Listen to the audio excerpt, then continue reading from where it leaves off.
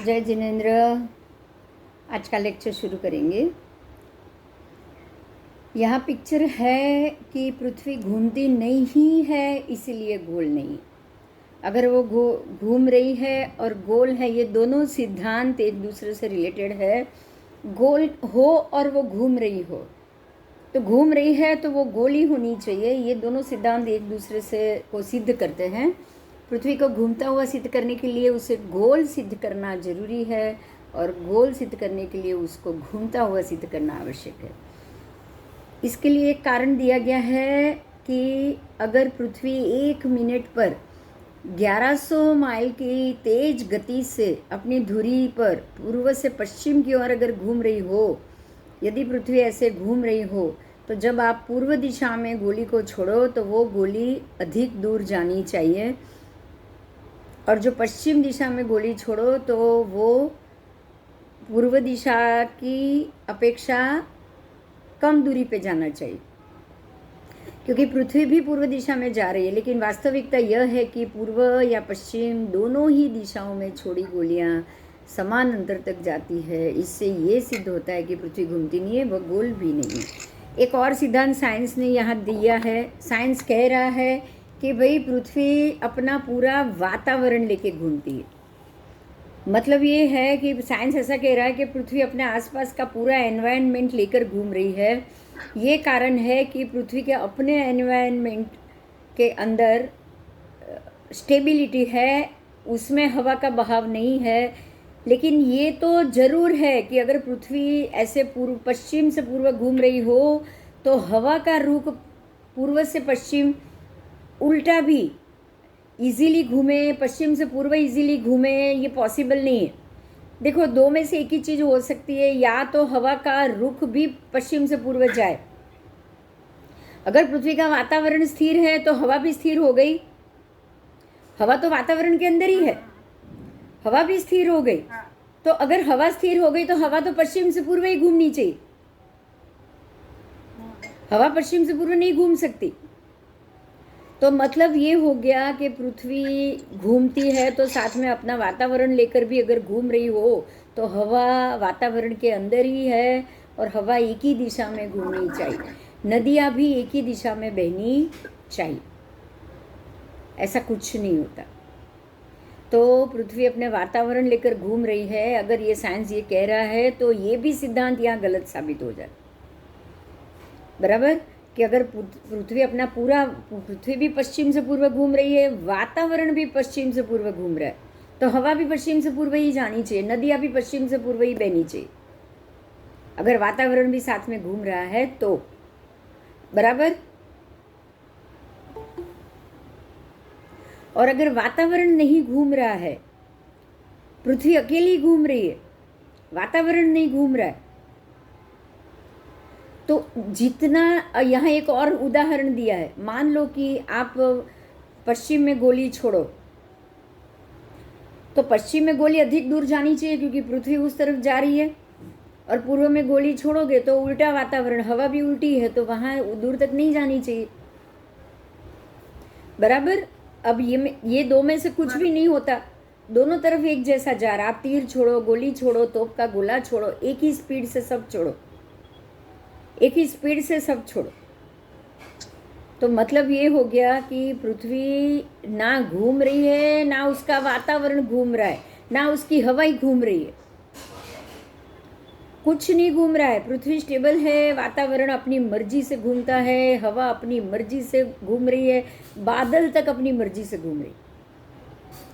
बराबर, समझ में हो गया? आज क्लियर हो गया? खाली पृथ्वी स्टेबल है, बाकी कुछ भी स्टेबल नहीं। आओ,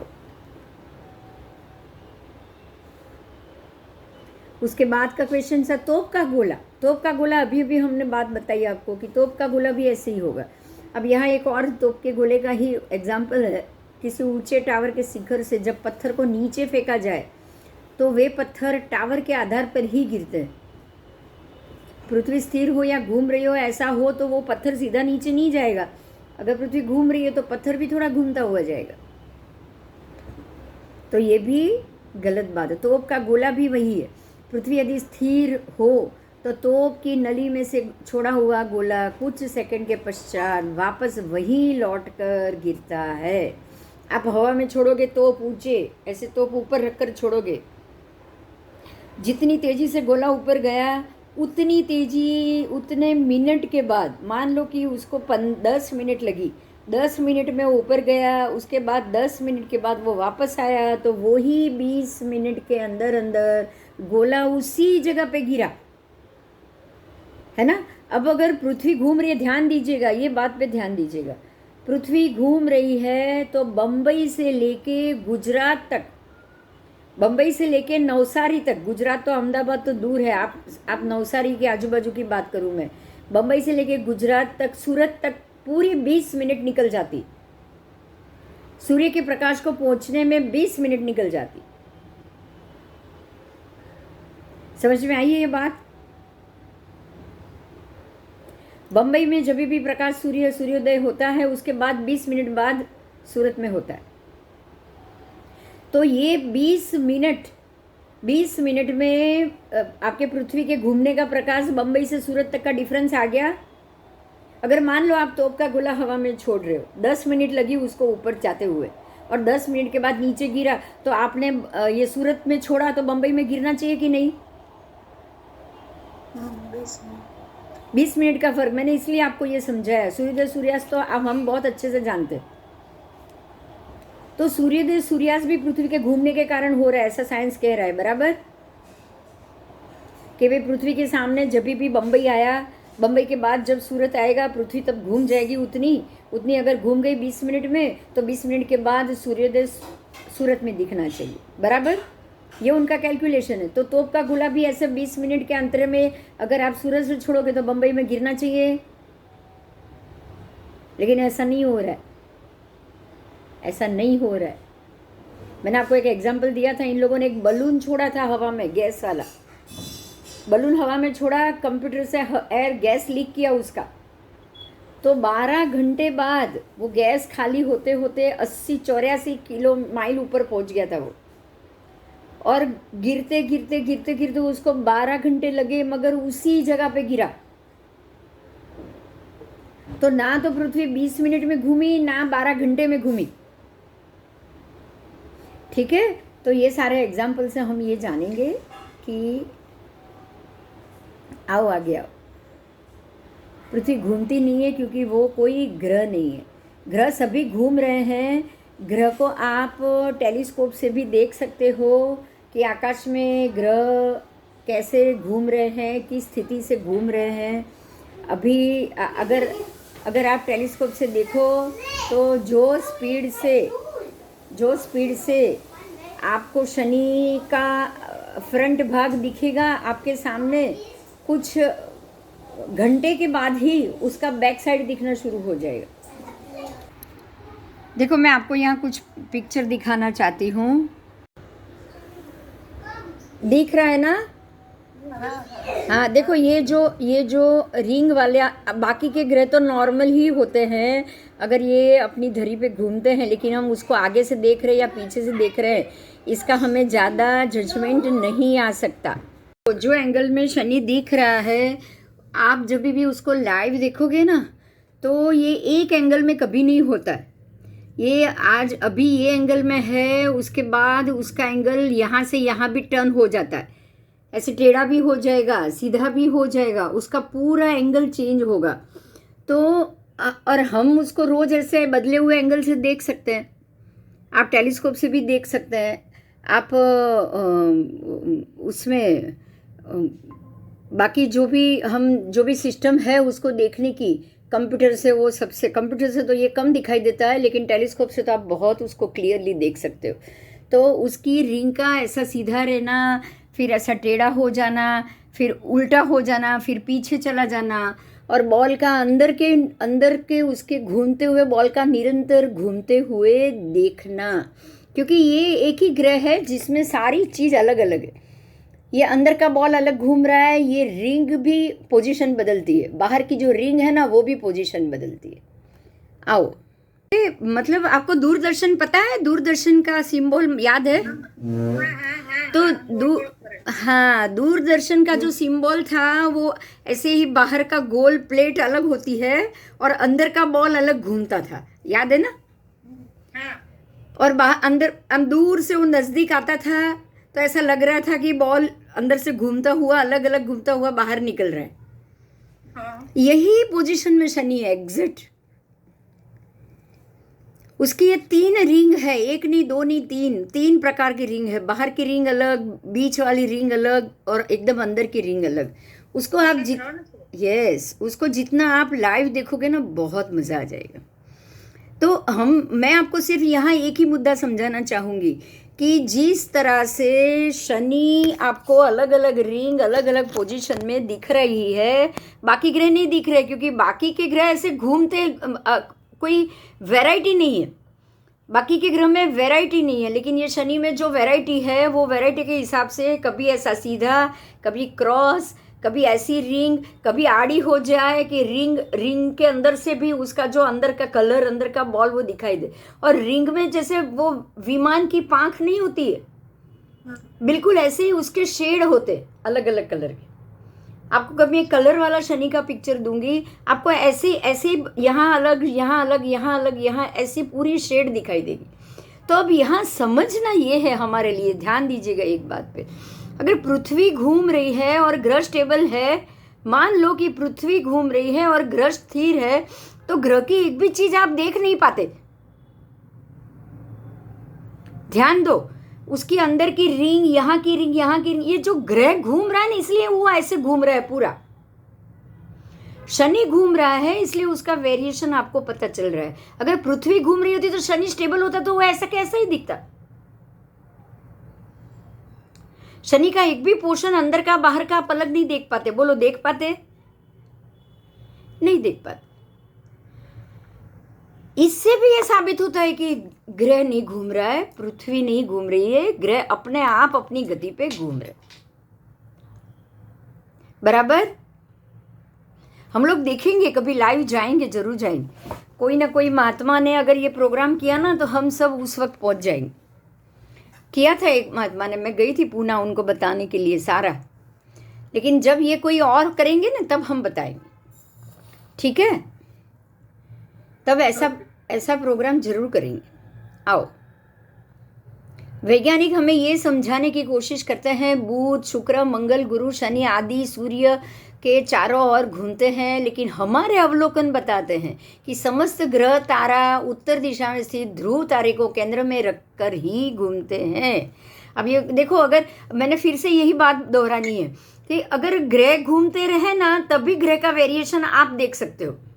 पृथ्वी अगर घूम रही है, पृथ्वी गोल गोल ऐसे घूम रही है, ग्रह तो सामने के सामने स्थिर ही पड़ा है। पृथ्वी यहाँ गोल गोल घूम रही है, आगे का ग्रह तो वैसे का वैसा ही है, तो ग्रह के अंदर का वेरिएशन आप नहीं देख सकते।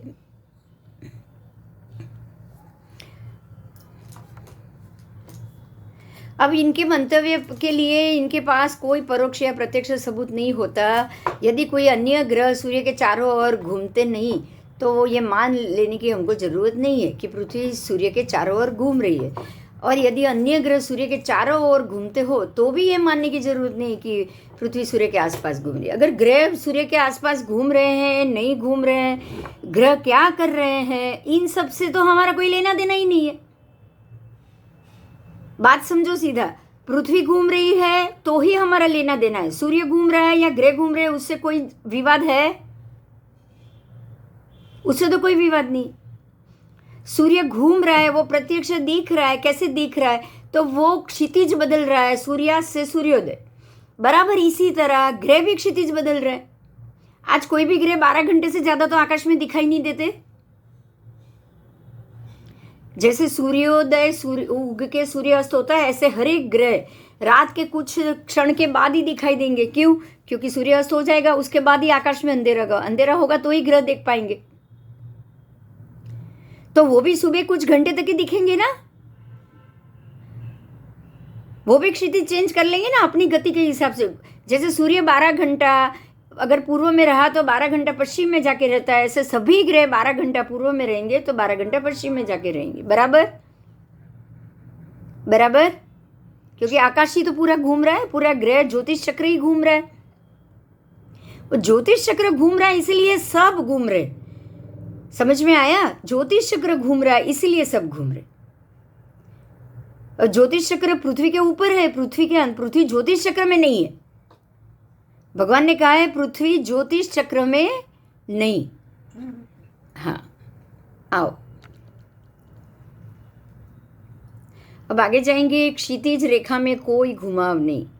अगर आप समुद्र किनारे दूर दूर तक जाओ, कहीं भी जाओ, कितनी भी दूरी पे जाओ, आपको क्षितिज भी साथ साथ ज़्यादा दूर पे जोड़ी हुई मिलेगी। ऐसे आकार में क्षितिज हम देखते हैं। यहाँ से खुला, आगे से जॉइंट, यहाँ से खुला, आगे से आगे लगेगा धरती आकाश एक और है। हर जगह आगे जाओगे और आगे गए धरती आकाश एक, और आगे गए धरती आकाश एक, लेकिन आप जहाँ खड़े हो वहाँ दोनों अलग। तो ये तो हर जगह दिख रहा है, इसमें कोई घुमाव नहीं है, कोई भी घुमाव नहीं। क्षितिज तो सीधी ही जा रही है। आपको क्षितिज में ऐसा टर्निंग दिखा? क्षितिज में या कहीं भी दूर दूर तक देखोगे कोई टर्निंग दिख रहा है? नहीं दिख रहा है, कोई भी टर्निंग नहीं दिख रहा है। आओ,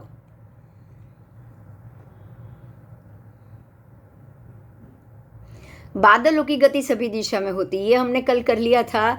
बादल कभी भी एक दिशा में जाएंगे ऐसा नहीं है। पृथ्वी पश्चिम से पूर्व घूम रही है, तो अगर बादल पृथ्वी अपने वातावरण को साथ लेकर घूम रही है तो सबसे पहले हवा और बादल भी पश्चिम से पूर्व ही घूमने चाहिए। मगर ऐसा नहीं होता है, ऐसा नहीं होता है। ठीक है, आओ।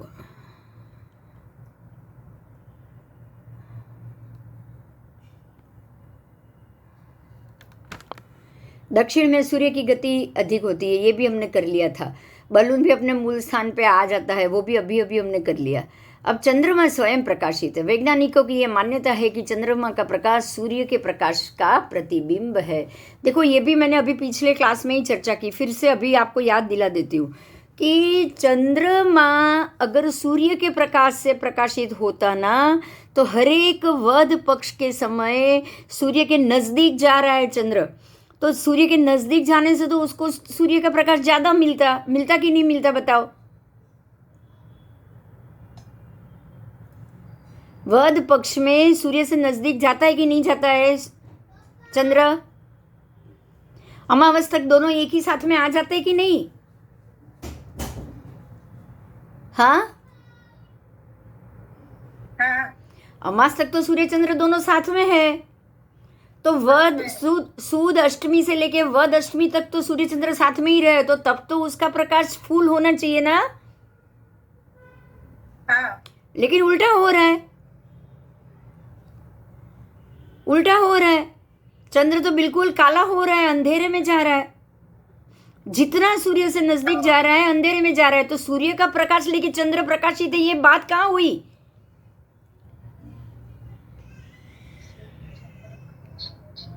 ये तो बात बिल्कुल बेकार हो गई,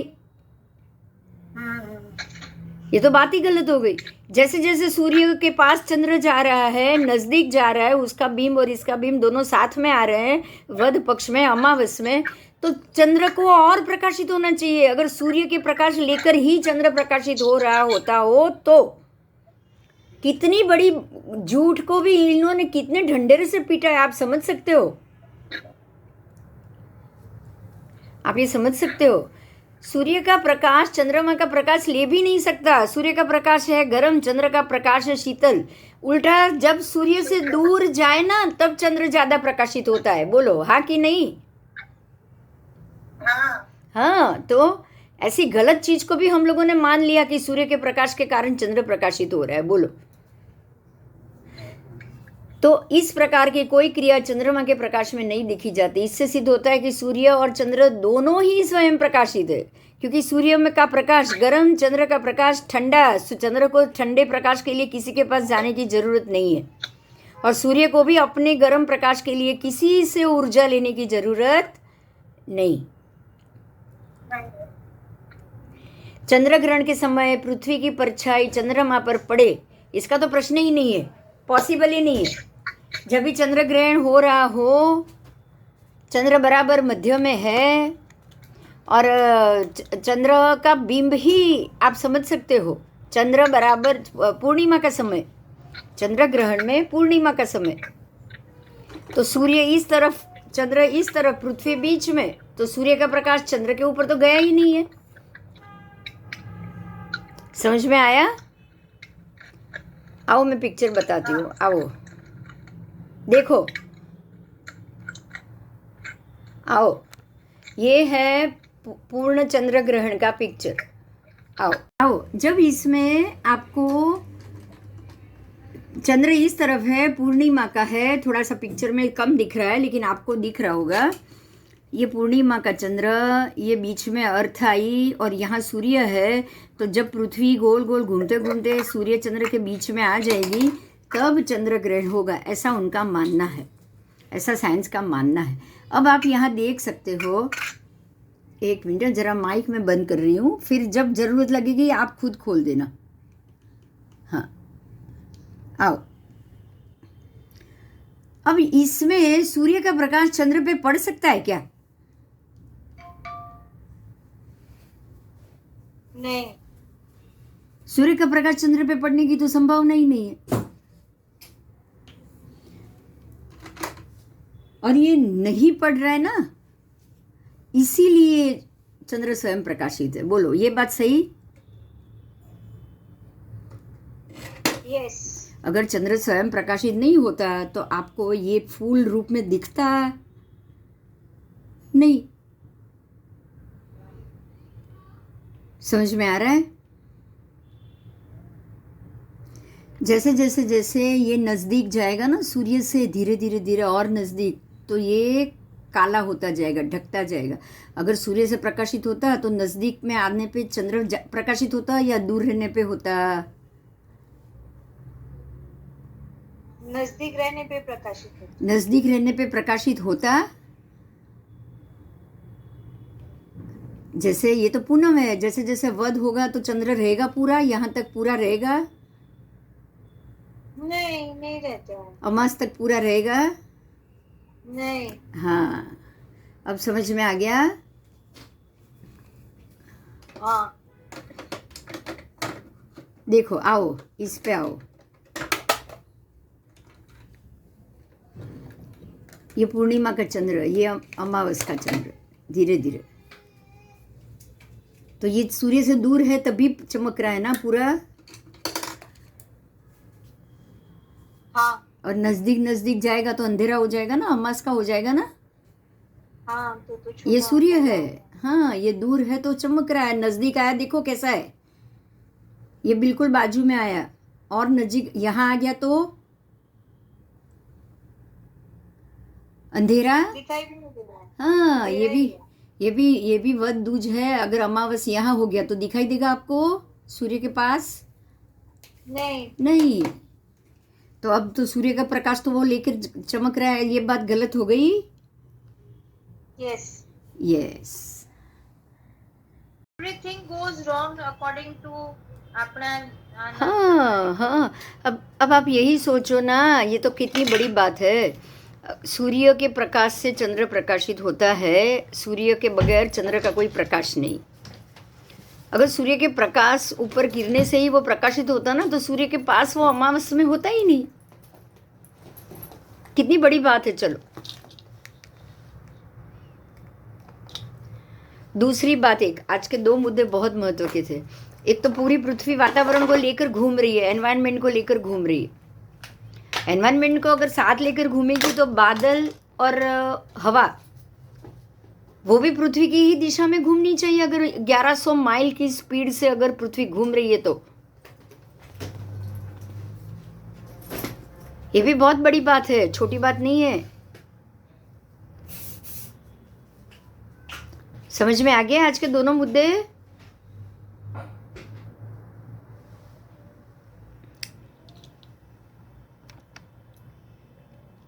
आओ, समझ में आ गई ना ये दोनों बात तो?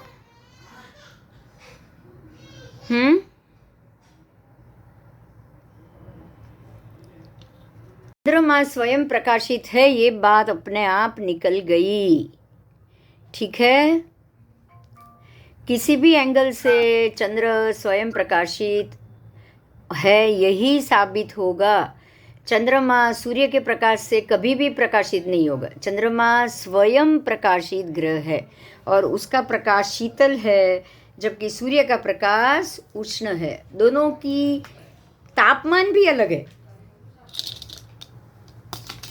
सूर्य का प्रकाश जो भी लेगा ना, जैसे कि आपका सोलर मशीन एक ऐसा है जो सूर्य का ताप ले रहा है, सूर्य का प्रकाश ले रहा है। बराबर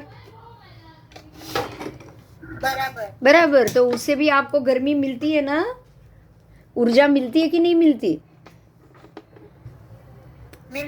मिलती है। लाइट होता है, ये होता है, सोलर सिस्टम है। अगर वो जो प्रकाश लेकर सोलर जो इलेक्ट्रिक बनाता है उसको आप छुओगे तो क्या होगा? जल जाएंगे। हाँ हाँ। अब चंद्र के प्रकाश से कभी बिजली बन पाएगी? नहीं तो रात का भी सोलर मशीन बन चुका होता, उसके प्रकाश का भी। हाँ। तो आओ, अब उसके बाद का मुद्दा है सूर्य चंद्र दोनों एक साथ दिखाई देते हैं। यहाँ पे आओ। कई बार आकाश में हमें सूर्यमा और चंद्रमा एक साथ दिखाई देते हैं, विशेष करके शुक्ल पक्ष की 14 की संध्या। 14 की जो संध्या है, पूनम तो नहीं, 14 को तो दोनों आपको एक ही क्षितिज में दिखाई देता है। सूर्य अस्त हो रहा है, चंद्र उदित हो गया है, पूर्वी भाग में ऊपर चढ़ चुका है, तो तब वो दोनों एक दूसरे के आमने सामने होते हैं। लेकिन तब भी सूर्य का प्रकाश चंद्रमा के प्रकाश की तुलना में अधिक तेजस्वी होता है। बराबर। चंद्रमा यदि सूर्य के प्रकाश को परावर्तित कर रहा हो तो आमने सामने की स्थिति में चंद्रमा का तेज सामान्य की अपेक्षा ज़्यादा होना चाहिए। इसी प्रकार से एकम के दिन सूर्य उदित होता है, तब चंद्र अस्त होता है। जब वो दोनों आमने सामने होते हैं दिन के समय, ये स्पष्ट रहता है कि चंद्रमा का प्रकाश स्वयं का प्रकाश है, वह सूर्य से लिया हुआ उधार प्रकाश नहीं है। इससे ये साबित होता है कि पृथ्वी सपाट है। अब क्लियर हुआ ये?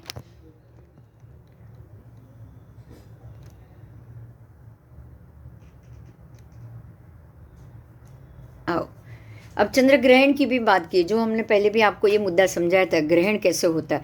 इनके हिसाब से सूर्य चंद्र और बराबर मध्य में पृथ्वी आने से ग्रहण होगा, या सूर्य पृथ्वी और मध्य में चंद्र आने से ग्रहण होगा। इनका ये सिद्धांत है। तो ऐसे तो मैंने आपको बोला था हर महीने आता है, महीने में एक बार, 6 महीने में एक बार, ऐसा नहीं है, तो हर महीने होता है। न्यूटन के सिद्धांत के अनुसार सूर्य चंद्र के बीच पृथ्वी आ जाती है तब ग्रहण होता है। ये न्यूटन का सिद्धांत है, ध्यान दीजिएगा। ये अपने कोई शास्त्र वास्त्र का सिद्धांत नहीं। यूरोप के कई देशों में ऐसे अनेक चंद्र ग्रहण के आंकड़े दर्ज, जब सूर्य चंद्र आकाश में एक दूसरे के सामने होते हैं और चंद्र ग्रहण भी होता है। देखो, सुन रहे हो आप सब? इतने सारे एग्जाम्पल है कि सूर्य चंद्र दोनों आकाश में है और ग्रहण हुआ है, दिख रहा है सबको। जब भी ग्रहण हुआ है, चंद्र ग्रहण हुआ है, यहां तो नहीं, यूरोप में तो दोनों दिखाई देंगे ना। जहां ज्यादा घंटे के लिए सूर्य चंद्र आकाश में रहेंगे वहां तो दोनों दिखाई देंगे। तो जो चंद्र ग्रहण के वक्त चंद्र पृथ्वी के पीछे छिप जाता है, इसीलिए ग्रहण होता है, तो ये तो बात गलत हो गई। चंद्र पृथ्वी के पीछे नहीं छिपा है, आकाश में है, तब भी ग्रहण हो रहा है, मतलब पृथ्वी से ग्रहण नहीं हो रहा है। बराबर बराबर। तो ये तो प्रश्न ही गलत है। प्रकाशहीन चंद्रमा के बीच में आता है, जो चंद्र ग्रहण के लिए जवाबदार होता है। जब यह ग्रह गोलाकार या अर्धगोलाकार हो सकता है, इस ग्रह के अर्ध पारदर्शक होने के कारण कई बार धुंधला चंद्र देखने को मिलता है। परछाई कभी भी अर्ध पारदर्शक नहीं हो सकती। परछाई कभी भी अर्ध पारदर्शक होगी नहीं, परछाई तो हमेशा काली होती है। इससे साबित होता है कि ग्रहण के समय जो गोलाकार परछाई मिलती है वे पृथ्वी की परछाई है ही नहीं, और अगर वो पृथ्वी की परछाई नहीं है तो पृथ्वी गोल आकाश में है ही नहीं। समझ में आ गया? अब ये बात क्लियर हो गई कि चंद्रमा के नीचे राहु का विमान जा रहा है, वो ग्रहण करता है। ये क्लियर हो गई। तो जैसे 5 कलर के राहु का विमान, कभी कभी ब्लू मून भी दिखता है ग्रहण के वक्त, ब्लू मून कहा जाता है उसको। तो कभी कभी ब्लू मून दिखता है। अगर ब्लू रंग का राहु का विमान नीचे से आ गया, राहु के विमान ने अगर रंग ब्लू आ गया तो ग्रहण कैसा होगा? ब्लू कलर का। और रेड मून भी दिखता है ग्रहण में, लाल रंग का चंद्र भी दिखता है। तो कभी उसके नीचे से लाल रंग विमान का गुजर गया तो क्या होगा? रेड दिखेगा। सिंपल लॉजिक है। 5 प्रकार के राहु के विमान भगवान ने बताए हैं। पीला विमान, लाल, लाल पीलो और ब्लू, ये 3 लाल पीलो वादल, आप हमको पता है तीनों मूल रंग, ये सारे मूल रंग के ही विमान है। ये कोई इसमें नेचुरल में कुछ भी मिक्सिंग नहीं बनता है।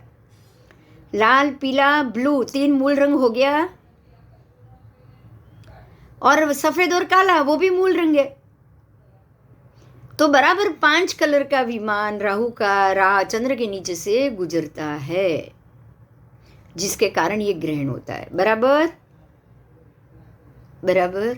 चलो, राहु के 5 रंग है, तो ग्रहण में अलग अलग कलर का रंग दिखना भी स्वाभाविक है, क्योंकि राहु ही तो ग्रहण करता है। आओ। हाँ बोलो। એક સાથે 5 રાહુ ચંદ્ર એક જ ચંદ્રમાં ઉપર 5 રાહુ ફરતા હોય। जो राहु, तो यहाँ हमको है ना एक चीज को समझनी पड़ेगी।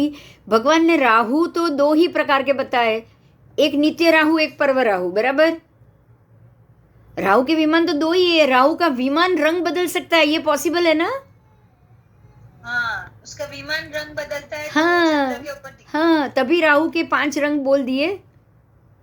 ओके। राहु तो 2 ही बताया है, नित्य राहु, पर्व राहु। नित्य राहु रोज तिथि बनाएगा। अब उसमें तो रोज की तिथि में तो कभी ब्लू या लाल तो आती नहीं। ब्लू, लाल, पीला, ये 3 रंग नित्य की तिथि में आता है नहीं? नहीं। तो ये 3 आपको ग्रहण में मिलते हैं। तीनों रंग ग्रहण में मिलेंगे। अब यहाँ सोचो, पृथ्वी बीच में आने के कारण ग्रहण हो तो कभी भी 3 रंग, अलग अलग रंग के ग्रहण हो सकते हैं? नहीं। तो कांचिंडा कैसा रंग बदलता है? अपने ओरिजिनल रंग अलग है और रंग अलग है। ऐसा ये भी हो सकता है ना?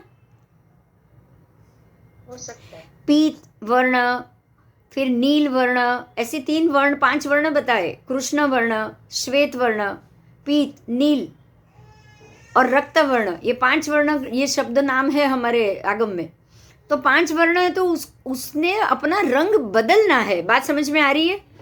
विमान दूसरा नहीं लाना है उसको, वही विमान रंग बदल। हाँ, वही विमान। अब वो तो देव तो उसको विकुर्वित करते हैं ना,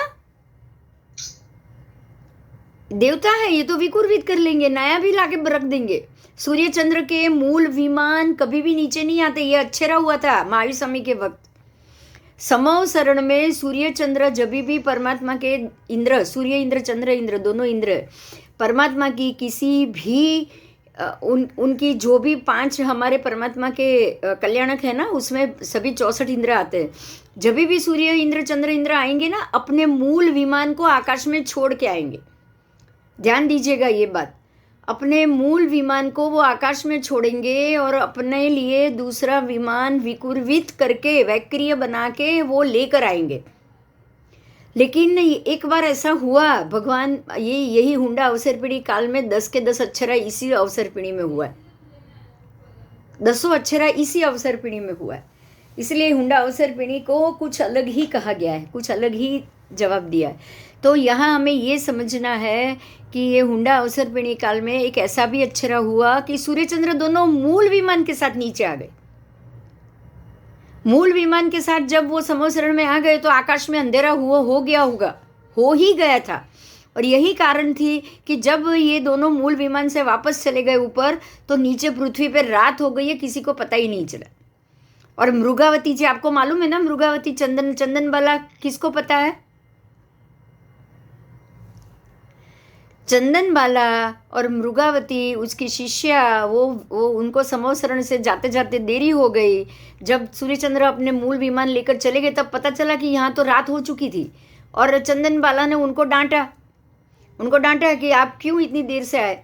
रात हो गई, समझ में आपको आ जानी चाहिए थी, इतनी रात तक आप बाहर नहीं रह सकते।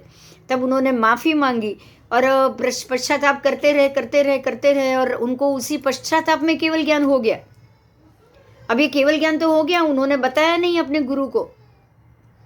केवल ज्ञानी खुद नहीं कहते मुझे केवल ज्ञान हो चुका है, और वो अपनी गुरु की सेवा करते रहे, उनके पैर दबाते रहे। हुआ ये कि आधी रात को वहां से एक सांप गुजर रहा था, काले रंग का।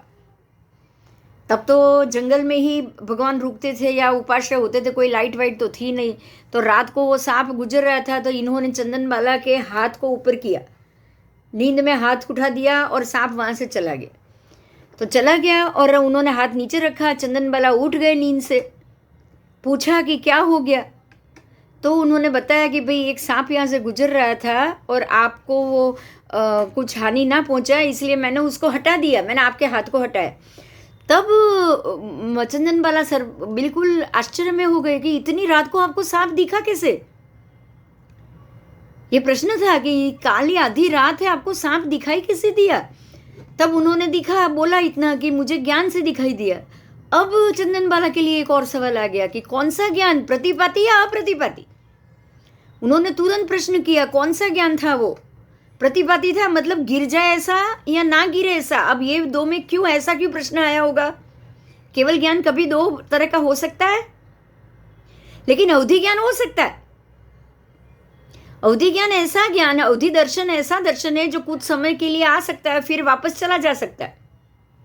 इसलिए उन्होंने ये शब्द यूज किया। उन्होंने ये नहीं पूछा कि अवधि ज्ञान से या केवल ज्ञान से, उन्होंने ये नहीं पूछा। उन्होंने ये पूछा प्रतिपाती या अप्रतिपाती। प्रतिपाती मतलब अवधि ज्ञान, अवधि दर्शन कि जो आकर चला जाए। अवधि ज्ञान अवधि दर्शन प्रतिपाती होता है, और केवल ज्ञान केवल दर्शन अप्रतिपाती होता है। समझ में आया ना। तो उन्होंने पूछा तुरंत कि कौन सा ज्ञान। तब मृगावती जी ने बोला अप्रतिपाती। तब चंदन बाला ने उठ के तुरंत केवली की आराधना की थी, इसके लिए उनसे मिच्छामि दुक्कडम बोला। देखो कितनी बढ़िया बात है। निमित्त क्या बना, निमित्त क्या बना, सूर्य चंद्र का मूल विमान नीचे आना एक अच्छेरा निमित्त बना। किनके केवल ज्ञान के लिए, मृगावती जी के केवल ज्ञान और बाद में चंदन बाला के केवल ज्ञान के लिए। केवली की माफी मांगते मांगते, गवेषणा करते करते चंदन बाला को भी केवल ज्ञान प्रकट हुआ। तो ये कितनी बढ़िया बात है। आप सोचो, ये खाली निमित्त नहीं बना है। दोनों देवों का मूल विमान समेत पृथ्वी पे आना कोई मात्र निमित्त नहीं था। इसके पीछे ये दोनों गुरु शिष्या के केवल ज्ञान को ही निमित्त बनना था। समझ में आई ये बात। ऐसे दोनों विमान जब नीचे आएंगे तो आकाश में अंधेरा हो जाएगा। मूल विमान तो आपको यहाँ ये समझना है कि जब भी ये देव नीचे आते हैं, अपने मूल विमान को छोड़ के वैक्रिय रूप से दूसरा विमान बना के आएंगे। तो जैसे वो दूसरा विमान वैक्रिय से बनाते हैं ना नीचे आने के लिए, घूमने के लिए, ऐसे ही राहु विमान वैक्रिय रूप से भी अपना रंग बदलेगा। बोलो, बदल सकता है कि नहीं बदल सकता है। बदल सकता है, बदल सकता है, कोई अतिशयोक्ति नहीं है उसमें। ठीक है, ठीक है। तो अब આ મૂળ વિમાન આવ્યા હતા ને, हाँ, તો આ મૂળ વિમાન તો કેટલું બધું મોટું હોય ને।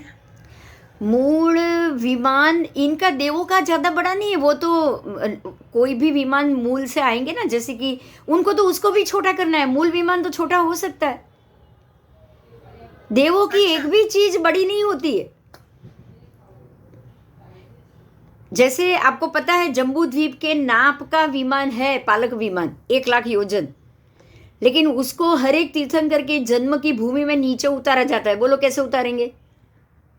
छोटा करके, छोटा करके। मूली विमान है वो, पालक विमान मूली है।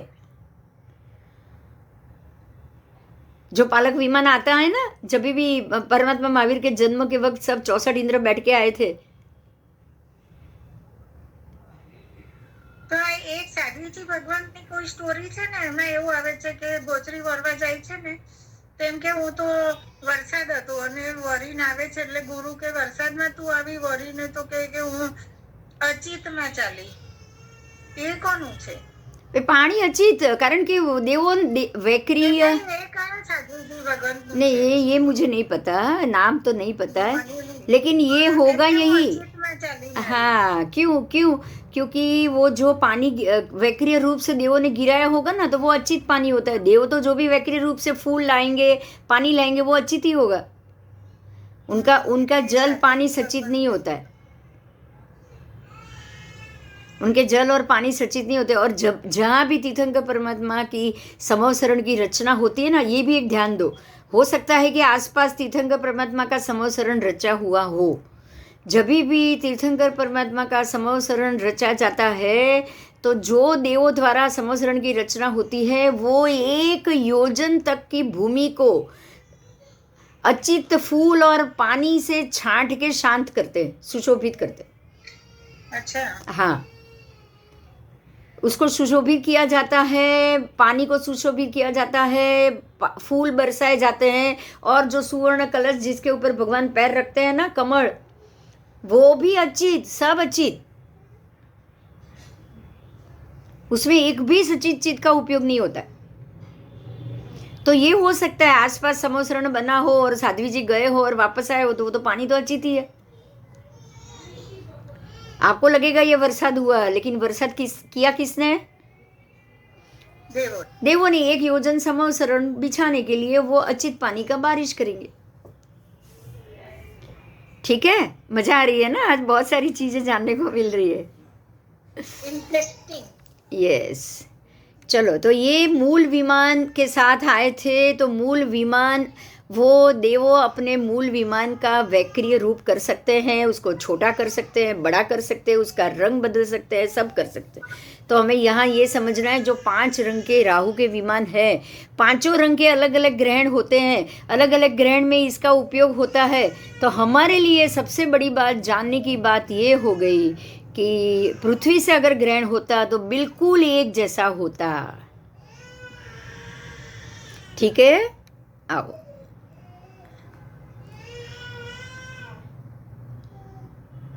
आगे जाएंगे।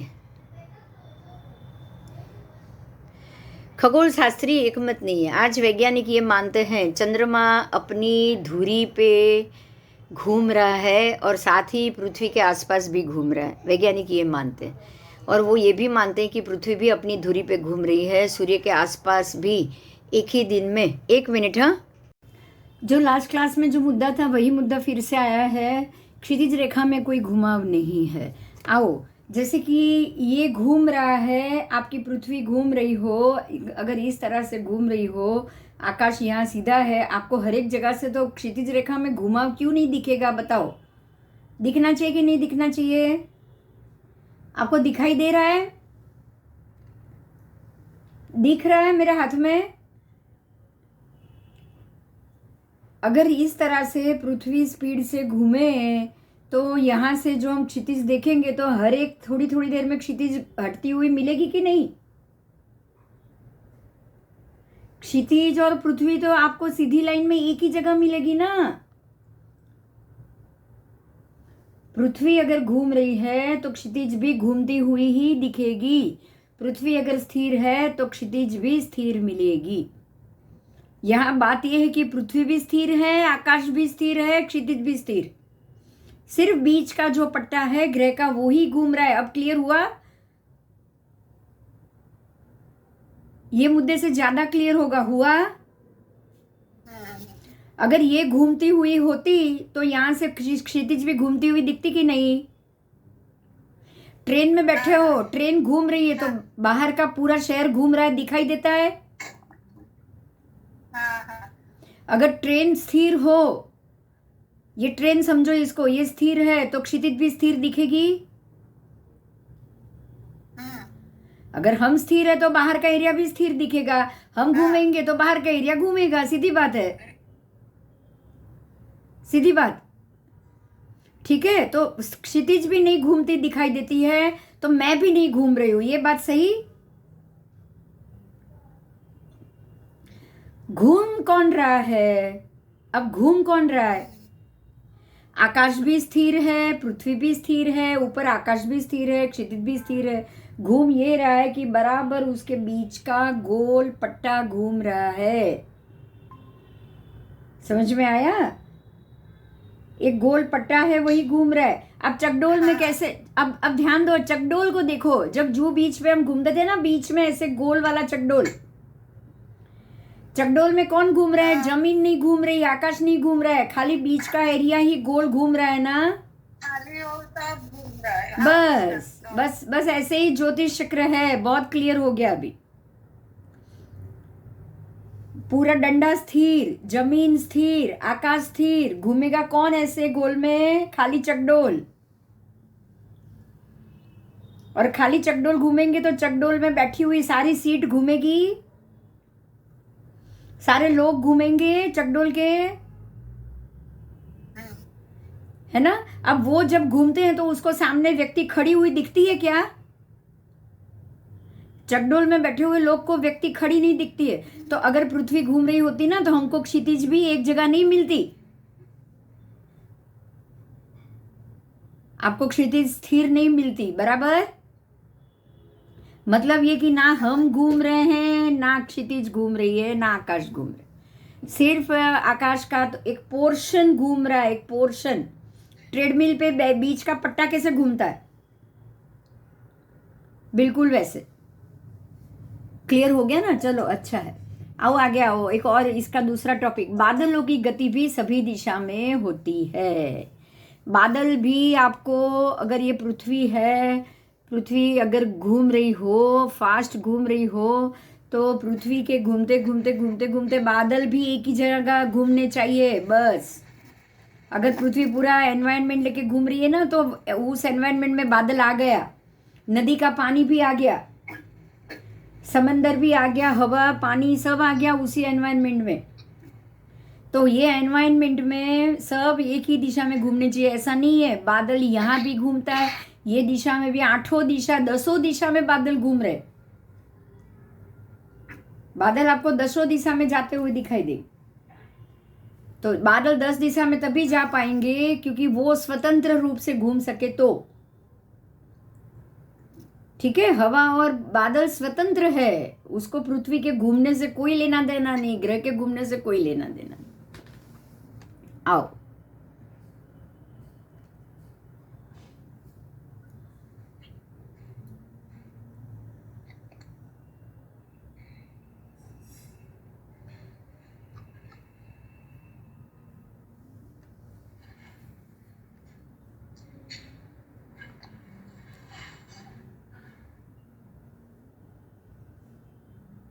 सूर्य चंद्र एक साथ दिखाई देते, ये भी हो गया, ये आकृति भी हो गई। आओ,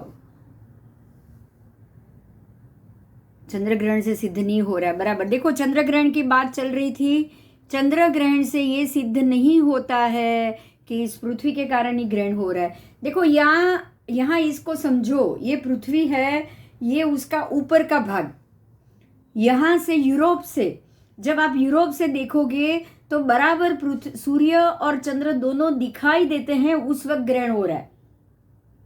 हमें मध्य से दोनों एक साथ नहीं दिख रहा है, ऊपर से दिख रहा है। क्यों? क्योंकि ऊपर से हमारे यहाँ से यहाँ, हमारे ये मध्य के नीचे के भाग, मान लो कि ये इंडिया है, तो हमें 12 घंटे तक सूर्य दिखाई देगा, 12 घंटे तक ही चंद्र दिखाई देगा। दिन रात का मान एक जैसा हो जाता है। जबकि यहाँ 24 घंटे तक भी रात हो सकती है और 20 घंटे तक की भी रात हो सकती है, बराबर। तो यहाँ अंधेरा उजास कभी भी हो, लेकिन सूर्य चंद्र आकाश में उनको दोनों एक साथ दिखाई देते हैं, दोनों एक साथ। जब भी 24 घंटा पूरा का पूरा दिन हो, तभी चंद्र भी तो उदित होगा ही ना, उदित अस्त तो होगा ही होगा।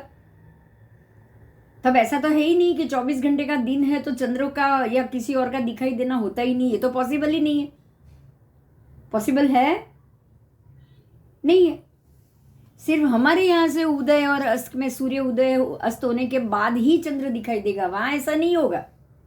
पूनम के दिन हमारे यहाँ सूर्य अस्त होने के बाद ही चंद्र उदित होता है, पूर्णिमा के ग्रहण के वक्त। लेकिन वहां ऊपर जो न्यूयॉर्क और ऊपर नॉर्वे या फिर रशिया या फिर ऊपर के जो भी कंट्री है, ग्रीनलैंड, ग्रीनमार्क जो भी यहाँ पे है, वहाँ ऐसा नहीं होता है।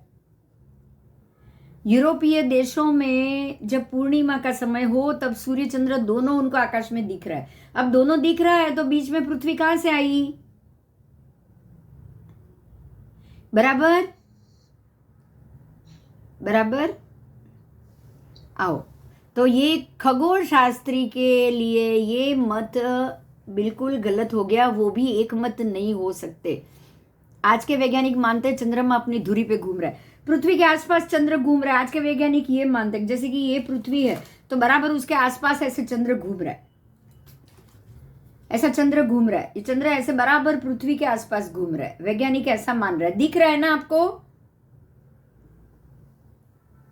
और ये दोनों ऐसे सूर्य के आसपास घूम रहे, ऐसे ही।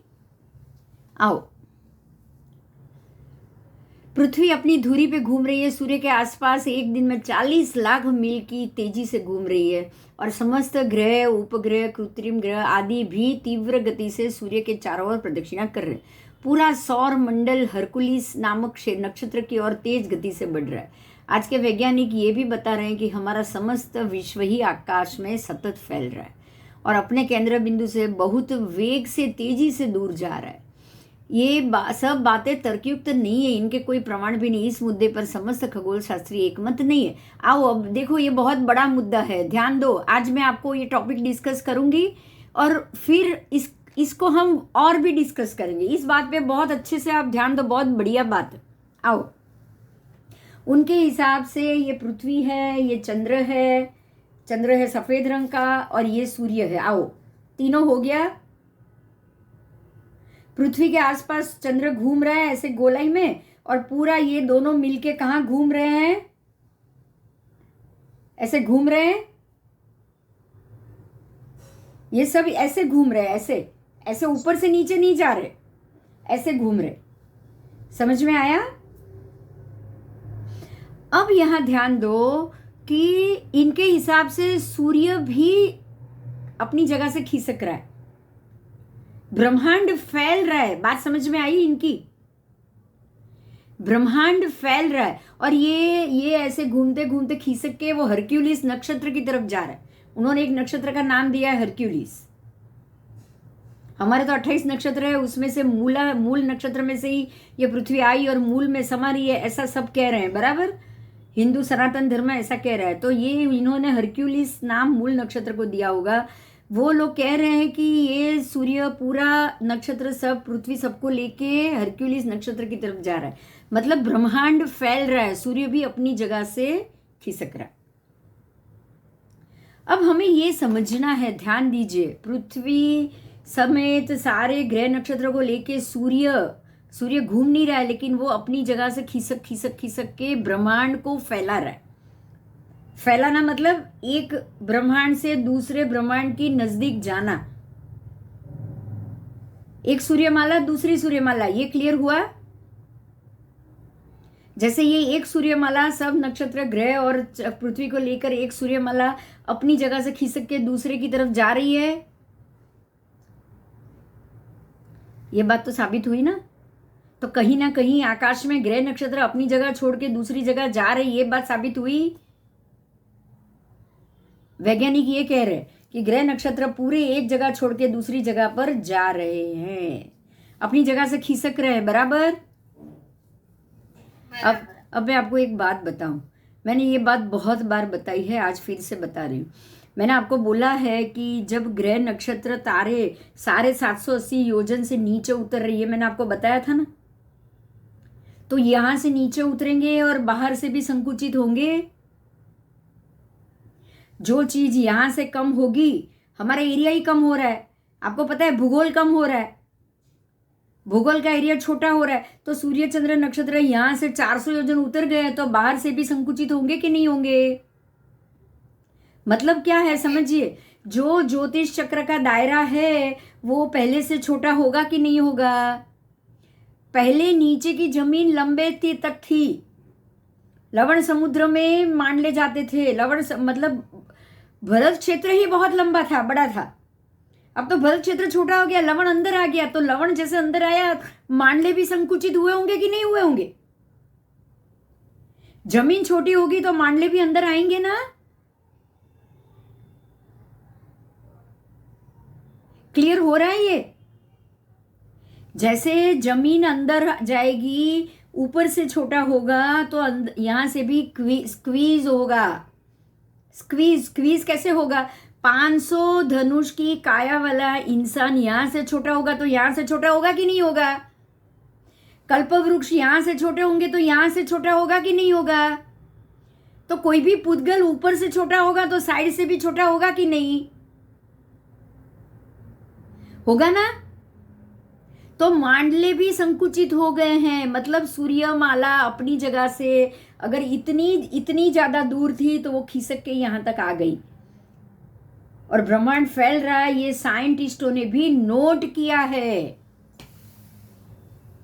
समझ में आया? ये बात समझ में आया? अब ये दूसरे तरीके से सोचो, जब पृथ्वी इतनी दूर तक थी ना, हमारे भरत क्षेत्र 526 योजन का था ना, 3 गांव की काया वाला, तभी भी सूर्य चंद्र घूम रहे थे यही गति से, यही, और 24 घंटे में ही सूर्य चंद्र वापस आ जाते थे। तभी भी 24 घंटे का दिन था, आज भी 24 घंटे का दिन, छोटे होने के बाद भी। तो स्क्वीज हुआ तभी ये हो पाया। जमीन स्क्वीज हुई तभी हमारे माथे से आज भी सूर्य घूम रहा है, नहीं तो सूर्य तो पीछे से ही घूमता होता ना। जमीन छोटी हो गई, आकाश छोटा नहीं करोगे तो सूर्य कहां होगा? अभी पीछे। लेकिन वो भी अंदर आया है ना, तो ब्रह्मांड फैल रहा है, अपनी जगह छोड़ के अंदर आ रहा है, ये साबित होगा। उनके लोगों तो फैल रहा है मतलब अपनी जगह से खिसक रहा है सूर्य। उनको तो पूरी जगह ही कहाँ पता है कि अंदर से बाहर गया। उनको लग रहा है अभी बाहर से अंदर आया ना। अच्छा। उनको थोड़ी पता है कि ये कहां से कहा गया। उनको तो पहले से भी उसकी साइज थोड़ी पता थी। आओ मैं बताती हूँ, इसमें बताती हूँ। आओ, पहले ब्रह्मांड कहां तक था? यहां तक था। अब कहां आ गया? यहां आ गया। तो इतना से इतना जगह खिसकेगा। उनको तो मालूम ही नहीं ना कि गोल है। गोल होता तो पता चल जाता। इतनी ऊंचाई पे तो वो पहुंचे ही नहीं है। उन्होंने सिर्फ ये नोट किया कि जब ये एरिया में यहाँ इतनी दूरी तक था, अब वो नजदीक आ गया है, क्योंकि उनके लिए धूप बढ़ गई, उनके लिए ताप बढ़ गया। सूर्य का जो विमान उन्होंने ऊपर भेजे होंगे उससे वो ज्यादा नजदीक दिख रहा होगा, यहां से ज्यादा नजदीक दिख रहा होगा उसका ताप। मैं ये पूछ रही हूँ, सूर्य सारी पृथ्वी को लेके खिसक रहा है, कैसे मालूम पड़ेगा? यहां से यहां जाएगा तब ना। जाएगा ही नहीं तो कैसे आप बोलोगे कि सूर्यमाला खिसक रही है? बरोबर। सूर्यमाला खिसक रही है। हम कह रहे, भगवान कह रहे, परमात्मा कह रहे, उस हिसाब से बाहर से अंदर आया। इनको ये नहीं पता कि बाहर से अंदर आया या अंदर से बाहर है। उनको ये पता है अपनी जगह से खिसक रही। बराबर? हाँ। और गर्मी बड़ी है तो अपनी जगह से वो नजदीक आया है, दूर नहीं गया है। समझ में आ रहा है? 60 डिग्री कभी आज तक नहीं हुई गर्मी। तो ये खिसक के पृथ्वी से नजदीक आया या दूर गया? नजदीक आया। नजदीक आया और नजदीक आया। यहां से भी नजदीक, ऊपर से भी नजदीक, साइड से भी नजदीक। ठीक है? अगर 500 धनुष की काया वाला इंसान अगर 5 फुट का बनेगा ना, तो वो खाली हाइट नहीं घटेगी, उसका शरीर वरीर यहाँ से सब जगह से वो स्क्वीज होगा। बराबर? आप अपना मकान की छत भी नीचे करोगे ना, 500 धनुष की हाइट और चौड़ाई लंबाई दोनों जगह से छोटा होगा, तो ब्रह्मांड भी दोनों जगह से छोटा होगा। क्लियर हुआ? तो ये चेंज तो साइंस ने नोट किया है। भगवान ने कहा ये आज भी साइंस ने नोट किया है। चेंजेस अगर नोट आ जाए तो हमारी बात तो सही साबित हो जाएगी। बराबर? बराबर। और ये मत तो आधे नहीं मानते हैं, एक मत हो ही नहीं रहे वो। इसीलिए ये इस चीज पे वो सिद्धांत पे आए ही नहीं पाए। ये सिद्धांत पे वो आ क्यों नहीं पाए? क्योंकि वो लोग एक मत ही नहीं हो रहे। अब देखो उसी के रिलेटेड दूसरी बात, सूर्य का स्थान परिवर्तित हो रहा है। आओ, सूर्य का स्थान खिसक रहा है, सूर्य एक जगह है ही नहीं उनके हिसाब से।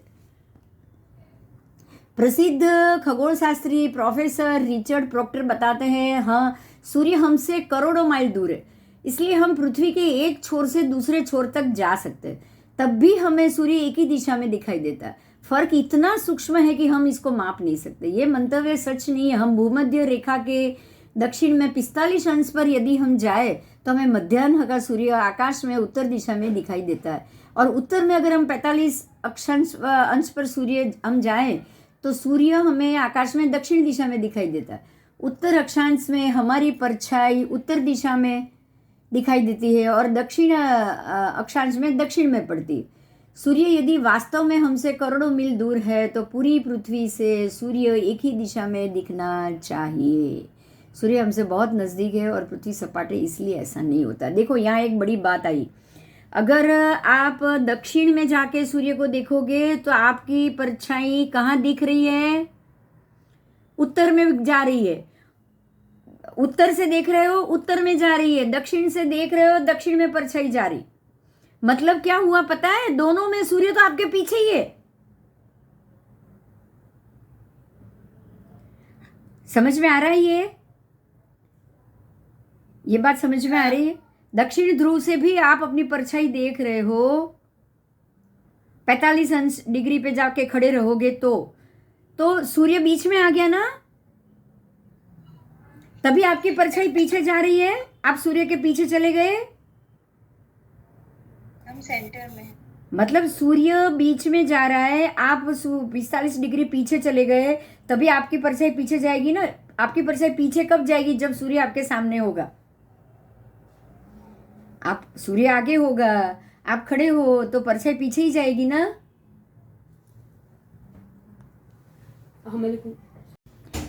अब ये हो क्या रहा है पता है? आप दक्षिण ध्रुव में 45 डिग्री, मतलब सूर्य तो 8 डिग्री पे है, 45 डिग्री पीछे हो गई। आओ, ये दक्षिण ध्रुव है, ये 45 डिग्री है, सूर्य यहाँ पे 8 डिग्री पे, सूर्य 8 डिग्री पे इनके हिसाब से, और ये खड़े हैं यहाँ, सूर्य यहाँ, ये खड़े यहाँ, तो इनको परछाई अपनी दक्षिण में गिरेगी, दिखेगी ना, क्योंकि सूर्य सामने है। ऐसे ही अगर आप उत्तर में खड़े हो तो उत्तर वालों के लिए सूर्य सामने, तो उनकी परछाई पीछे जानी चाहिए, उत्तर में होनी चाहिए। तो उत्तर ध्रुव की परछाई उत्तर में जाए, दक्षिण ध्रुव की परछाई दक्षिण में जाए। क्यों? क्योंकि सूर्य का एरिया बीच में आ गया, सूर्य का एरिया बीच में आ गया। अब सूर्य का एरिया बीच में आ गया तो इसका अर्थ तो यही हो गया कि पृथ्वी 45 डिग्री पे चाहे हो, लेकिन सूर्य का मंडला तो छोटा हो गया ना, स्क्वीज। तो स्क्वीज हो गया, ये तो साबित हो गया ना। सूर्य का मंडल स्क्वीज होके बीच में आ गया है, मतलब अभी भी यहाँ जमीन है, यहां तक जमीन है, तो सूर्य का मांडला स्क्वीज हो गया। तो सूर्य का मांडला स्क्वीज हुआ, इसका मतलब ये हो गया सूर्य अपनी जगह से खिसक रहा है। सूर्य अपनी जगह से पूरी ग्रहों की माला को लेके खिसक रहा है। बराबर बराबर। तो ये जो स्क्वीज हो रहा है ना, ये बात यहां साबित हो रही। हम हर बार ये नहीं समझेंगे कि भाई मांडला तो लवण में से शुरू हो रहा है, हमारे पीछे से हो रहा है, तो लवण इधर आ गया, लवण इधर ही इसीलिए आया कि ये पूरा मांडला ही स्क्वीज हो गया। अभी भी आधे मांडले तो लवण में ही है, क्योंकि लवण अंदर आ गया। आधे तो मांडले लवण में ही है ना, अभी भी स्क्वीज होने के बाद भी। स्क्वीज होने के बाद भी आधे मांडले तो लवण में। आप देखो श्रीलंका तक का तो आपको तो समुद्र आ गया, श्रीलंका है 0 डिग्री पे, तो आधे तो मांडले अंदर लवण में चले गए ना। ठीक है, तो कोई भी काल हो, कैसी भी स्थिति हो, कैसा भी समय बदले, सूर्य के परमात्मा के कहने के हिसाब से जो मंडल की स्थिति है वो बिल्कुल ऐसी रहेगी, जम्बू और लवण दोनों के मध्य में। आज तो बहुत हाई लेवल पे चले गए हम, एक बार 2 बार सुन लेना, बहुत मजा आ जाएगा। आगम के साथ ही आज का आकाश टैली हुआ है। बराबर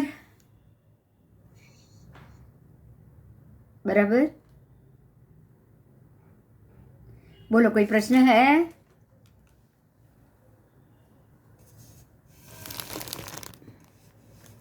अब सूर्य और पृथ्वी के बीच की दूरी, ये टॉपिक हम नेक्स्ट क्लास में करेंगे, ताकि आपको यहाँ कुछ भी ना समझ में आया हो ना, तो नेक्स्ट क्लास में क्लैरिफिकेशन मिल जाए, है ना?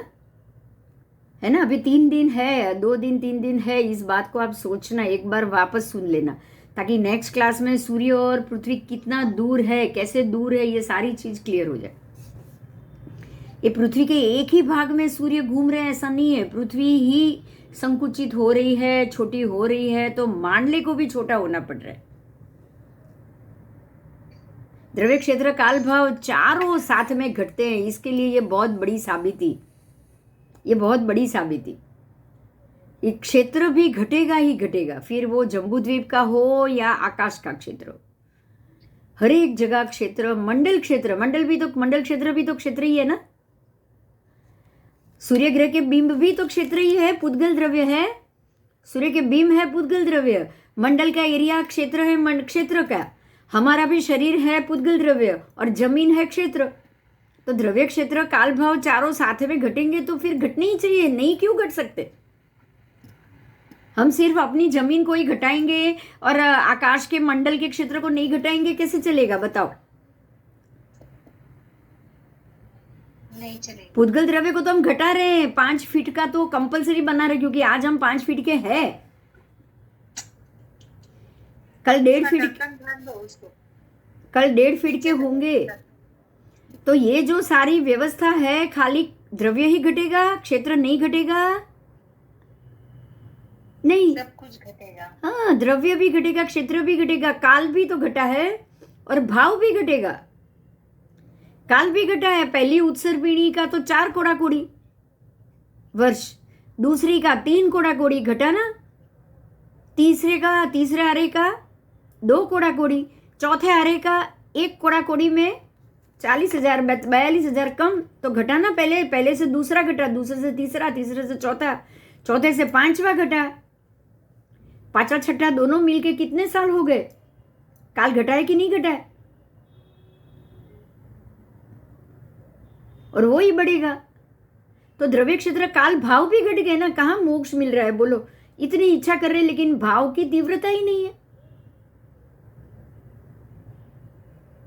भाव उतना स्ट्रांग भी तो हो तो ही मिले, भाव स्ट्रांग नहीं तो कहां से मिलेगा बताओ? भाव गिरते नहीं है, लेकिन दूसरा भाव भी तो हो जाता है, कहीं ना कहीं संसार की कोई चीज अच्छी लगने लग जाती, भाव परिवर्तन हो जाता। ठीक है, तो द्रव्य क्षेत्र काल भाव चारों साथ में घटे, पृथ्वी की अवस्था, बिंब की अवस्था, मंडल क्षेत्र, ये सबको हमें बराबर ऐसे समझना पड़ेगा। तो सूर्यमाला खिसक रही है, साइंटिस्टों को दिख रहा है, क्योंकि वो जगह बदल रही है। तो जगह बदल रही है, हाँ बदल रही है भाई, परमात्मा ने तो कहा ही है कि ये सूर्यमाला बदल रही। 24 61 उन्होंने इक्वेशन दिया, 61 भाग में से 24 भाग जितना घटेगा, उच्छेद प्रमाण, लंबाई चौड़ाई दोनों घटेगी।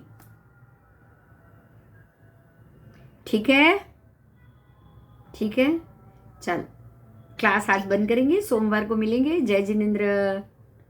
जय जिनेन्द्र। जय जिनेन्द्र।